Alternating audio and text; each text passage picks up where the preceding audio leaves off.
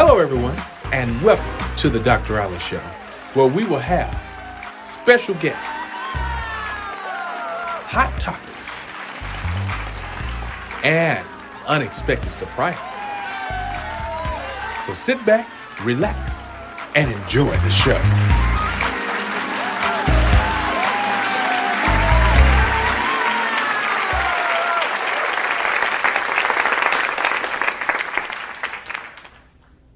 Hello, everyone, and welcome to the Dr. Ollie Show, where I will be your host. On today, I would like to invite you to open your hearts and clear your minds as we dive into our topic. Today, we'll be having a discussion about surviving an abusive relationship. And I know to some, this may be a very sensitive topic. To some, this right here may be healing. But without any further delay, I'd like for you guys to help me put your hands together and let's welcome our very first guest, Yolanda Ross.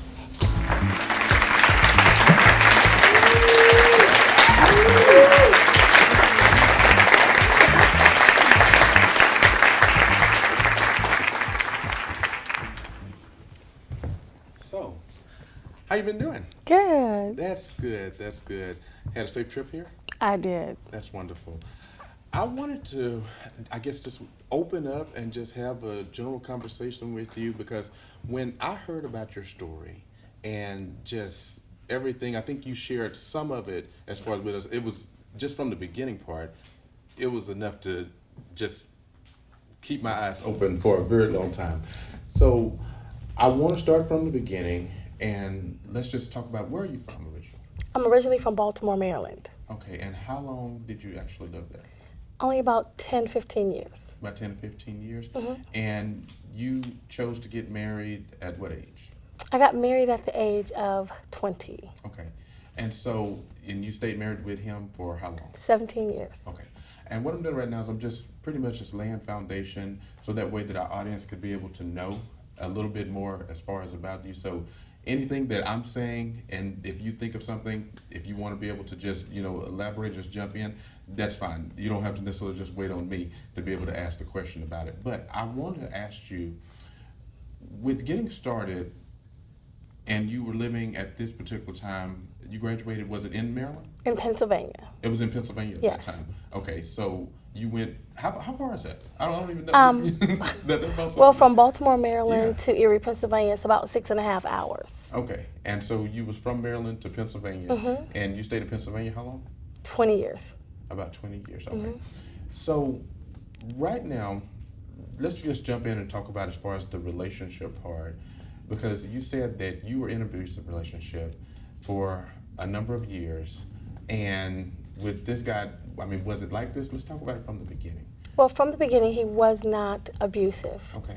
It wasn't an abusive situation. In the beginning, we got together when we were young, teenagers, right after high school. I met him in high school, actually. Okay. So we developed a relationship during that period, just a friendship, but we didn't start dating until right after high school. Okay. So I was a freshman in college. He was right out of high school, and so we started dating. You started dating, and then you chose to get married? Then we got married, yes. We got married rather abruptly in our dating process because at that time, I just feel like being young and being impressionable, I had just gotten into the church, and so the pressure or the push to be married was there for me at the time. So you felt pressure by the church to just I got to get my life together. Yes, yes. And so do you feel like if it wouldn't have been for church that you would have waited? I probably would have waited. But again, my lifestyle, because at that time, I was just getting into church. I was trying to live right and to walk closer to God according to His standards. I felt like that was the more appropriate thing for us to do because we had started living together and things of that nature. And so, but this is the thing. Let's look at it from this standpoint. If you would have waited, do you feel like you would have probably found some things out about him, or was everything pretty decent? Like Everything was pretty decent for a while. how long was a while? 15 years maybe. Wow. So even okay, I see what you're saying. So even if you would have waited Yes. 5 years and Yes. said that, hey, we're just going to take our time Yes. with this. So what changed to get you at that 15-year, like the 15-year mark, to I where it think- start transitioning into something different? I think his circle of friends, Associates. influences that he had in his life at the time. I believe, although I don't have any evidence, I believe that there was some experimentation with drinking and maybe drugs. I'm not sure, but I just feel that way. Okay. And so, Okay. So you never was involved with anything that changed as far as with his life. It was just you started noticing a change with him. And at that particular time, you wanted to go in a different direction because there was no change personally with you? he had ended up doing some time, Okay. becoming incarcerated, and I think when he got out, there was more of a change in him than what it was when he originally went in. And I think, like I said, life, circumstances, situations, and different dynamics kind of shifted who he was. Okay. And so, He did time while you guys were married? while we were married, yes. Okay, so that was after that 15-year mark? Yes. Okay. So you wouldn't say that, or was he ever a Christian? Yes, he was raised in a Christian home. We were both raised by Christian parents. His father was a minister, his mother was a missionary. So we were both raised in a Christian home.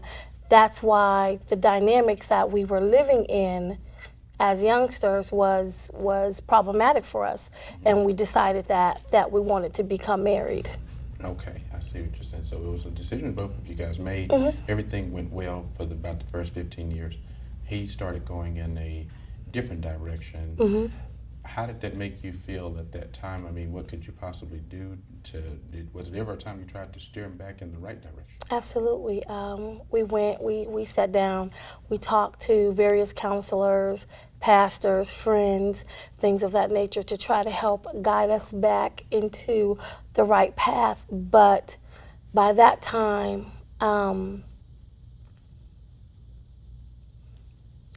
he really wanted to be, like they say, in the streets. And at that time, I didn't want that for my life.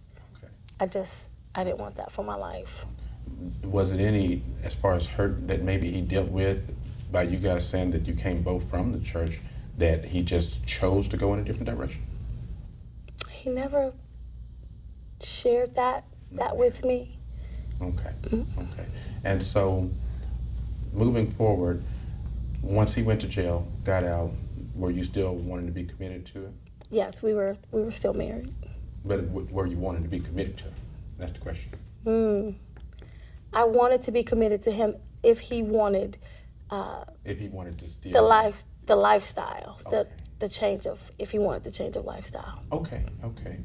And so, just moving forward, what we're looking at as of now, he's choosing to go in a different direction. You're choosing to stay in the same direction. And you feel like as if yours, I mean, which I can tell, it's definitely more positive. And so, you just decided to leave at that point?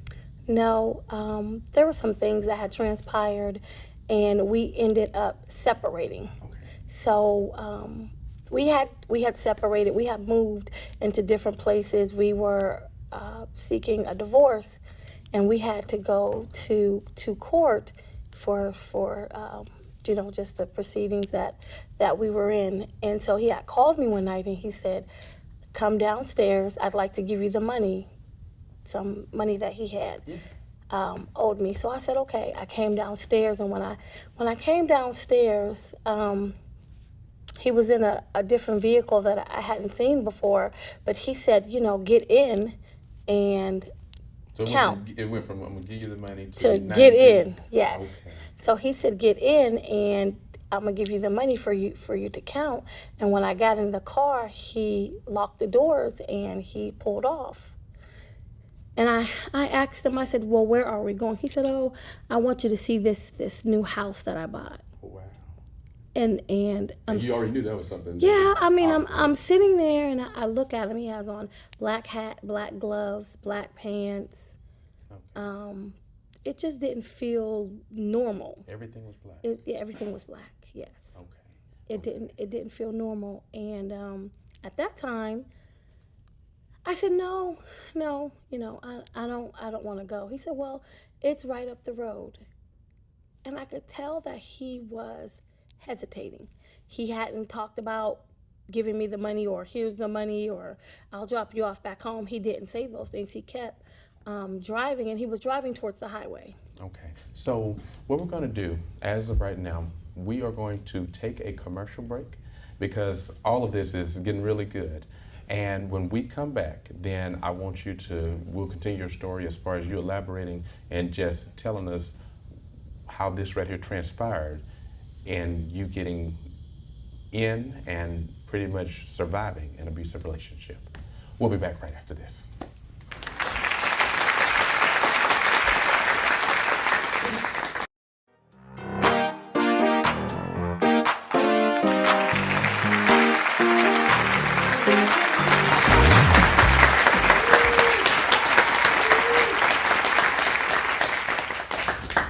Welcome back once again.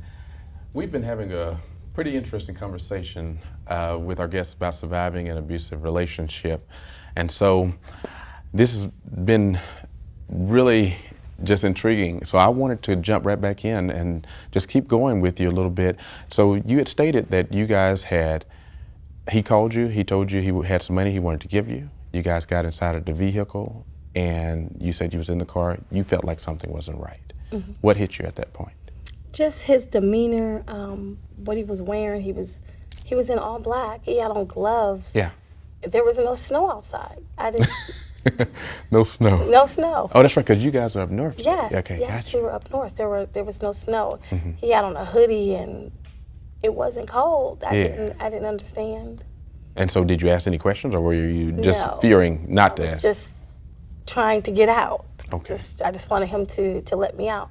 So we were going, he was headed towards the highway. We were getting ready to go on one of the expressways. Mm-hmm. And I remember telling him, you know what, just keep the money, just let me out right here. Oh, wow. You don't even have to take me home. What was his response at that point? His response was, I'm not letting you go. Mm. I'm not letting you go. He said, I've been watching you, and I see you have friends or gentlemen friends or whatever, and I will kill you before I let you go. Wow. And he reached into his waist, like on this side, mm-hmm. pulled out a revolver, and he tried to put it to my head. And I had remembered maybe like at the beginning of our separation, yeah. He had told me one time, he was like, I will disfigure you. We were in a heated argument, and yeah. He had said something to the effect of I will disfigure you. So he pulled the revolver out, he put it to my temple. He said, I'll kill you. I'll kill you. And at that point, I'm just like, oh my God. So we're in the vehicle. It was a newer vehicle, so when it's driving, the doors automatically lock. Okay. So I started saying, Jesus, Jesus, Jesus. Mm-hmm. And I pulled on the door and it came right open. Mm. And I started jumping. Out of the... So you jumped out of a moving vehicle? Yes. Okay. It was a SUV. I jumped out of it, and I remember just seeing the yellow lines in the street moving like really fast, really fast. And as they're moving, I'm jumping. Yeah. So I hear pow, pow, pow, pow, pow. So he started shooting at you? He started shooting when I was jumping. Okay. So at that moment, I didn't know I had been hit. Oh, wow. I just knew that I was jumping. So he did shoot you? Yes. Okay. Where did he end up shooting you at? Twice. In my upper torso. Okay, and my back. both times bullets went there. Okay. So at this point, I'm laying on the ground. We are on an expressway, and he stops the SUV and backs up over me. Oh no. Oh wow. So he backs up over me. All intentional. Intentional. Okay. Intentionally backs up over me. Now at this point, I'm unconscious. So what I know from that point on, from the unconsciousness to when I woke up, I found out in court. Okay. I was not aware of it, but I was told that a bystander came out and basically saved my life. He was an ex-military man. He felt something was wrong. He put his hands in dirt, Yeah. put his fingers on the vehicle, Yeah. called 911, and tried to prevent him from leaving with me. Okay. But he ended up picking me up, throwing me back in the SUV, and taking me to a wooded area. Okay. So in the wooded area is where I come to. When I wake up, I'm hurting, I'm delirious. What was he going to do with you out there? I mean, it seemed like He he's had already... dug a hole. Oh, so he's going to try to bury you? Yes, Okay. he had already dug a hole. And when I come to, I'm in this wooded area. I am delirious. I'm in pain. I really don't know what's going on, but I know that I'm hurting. Yeah.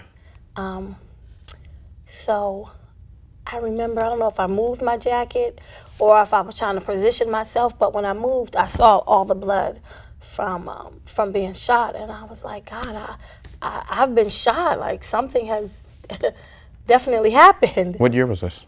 2013. Okay. And so I was shot, and he was sitting in the driver's seat. He was crying, and he was saying, just close your eyes and go to sleep. If you do, you won't feel it. And so did he ever bury you in that hole? No, Okay. he did not. I sat there and I just began to pray. And I told God that if he gets me out of this situation, if he turns it around some kind of way, that I would be faithful and serve him for the rest of my life.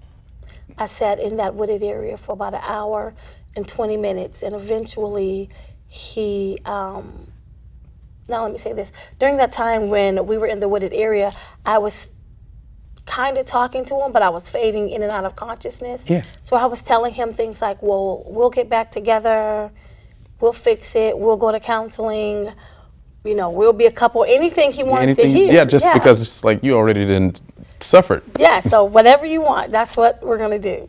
So eventually he said, okay. He drove me to a hospital, dumped me on the curb, and left. That was it. And that was it. Okay, so did he end up doing jail time for that, or where is he now? He's in prison now. Because of what he did to you? Because of this, yes. Wow, okay. And so how long did it take you, I mean, the healing process of something like that physically? The physical was easier than the emotional and the mental. Were you feeling. still able to I was in a walk? wheelchair, no. Okay. I had 2 gunshot wounds, 2 exit wounds, a punctured lung, 2 brain hematomas, 2 breaks in my pelvic, a broken talus, a broken ankle, an injured spleen. They said I would never walk without a walking apparatus.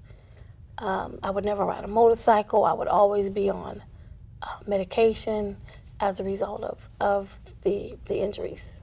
Okay. So how would you say, how did he end up getting caught if he drove away? he ended up getting caught because they gave me a shot of, I believe it was, what is it called? Where it makes your heart speed up, and adrenaline. Okay. And they asked me, and I was able to tell them who did it. And they were just able to get him? apprehend him. Mm-hmm. I see, I got you.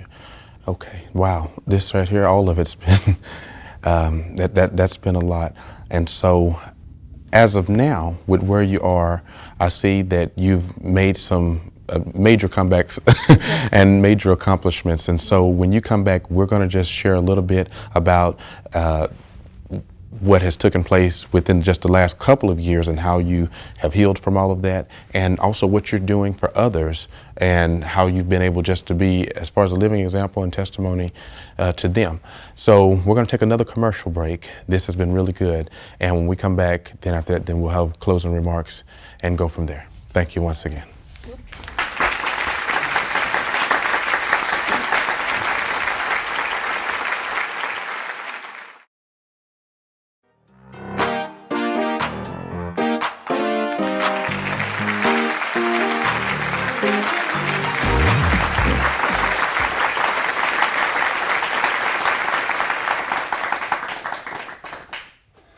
Welcome back once again. Today we've had a very impactful story, I believe, that's going to be able to help a lot of people. So, Yolanda, we was at the point where you was telling me that you were inside the hospital and that you had to pretty much learn how to do everything all over again. I did. You was in a wheelchair? I started off in a wheelchair. I Okay. spent almost a year in a wheelchair, pretty much almost a year, and then 6 months on my walker, and then 6 months on a cane. Wow. And you've been, as far as able to function now physically by yourself for how long? Since about 2015 is when I really laid the cane down completely. They were very concerned that I wouldn't be able to walk without a walking apparatus, or wear heels, or wear or ride my motorcycle, or any of those things. And you're at the point where you're able to do all I of do that it right all. there. So what would you like to be able to leave as far as with some of as far as with everyone, our guests on today, when we look at everything that you've dealt with, if you could be able just to, you're not the only one that's ever dealt with this right here. So what are some things that you could be able to say if you had some closing words to just tell people in general? Believe what they say. Even if it's in a heated argument, or, we as women sometimes we say, oh, he didn't mean it. Believe what they say. If they say they will hurt you, they mean that. Yeah. And vice versa for women or for men. If your partner says that they will hurt you, believe that they will in fact hurt you, whether it's today or whether it's tomorrow. When they make threats on your life, take it seriously. Take it seriously. So moving past that, I know you had stated to me that now you're an author, and you have a new book that's going to be coming out pretty soon. Share a little bit about that. The name of my book is called Saved by Grace, and it details these events and other events that have caused me to grow as a woman of God, and just as a woman in general. I want to be able to inspire, to encourage, to uplift, and to empower women as a whole. So how would people be able to find your book once it actually does come out? They can find it at www.yrministries.org. They can also find it on Amazon, and it will be at Barnes & Noble and the Nook. Okay. That sounds really good. So I just want to personally just thank you for coming on to the show and just being able to just share your story. I know that it's probably not easy, especially when you say, as far as like you dealt with it more emotionally than anything, even more than the blood and all of the extra things that went along with it. And I'm so sorry that you had to be a victim of something like this and had to go through it. But I can tell when they say that, we don't look like what we've been through, that you're one of these individuals that definitely doesn't look like what you've been through. Not knowing the story, I would have never known that you had dealt with something like this right here. And so I just want to thank all of our listeners, all our viewers for just tuning in and watching this on today. And once again, I thank you just for sharing the story with us. It wouldn't even be a story or anything here without you. So until next time, people, family, friends, let's continue to talk, let's listen, and let's love. God bless.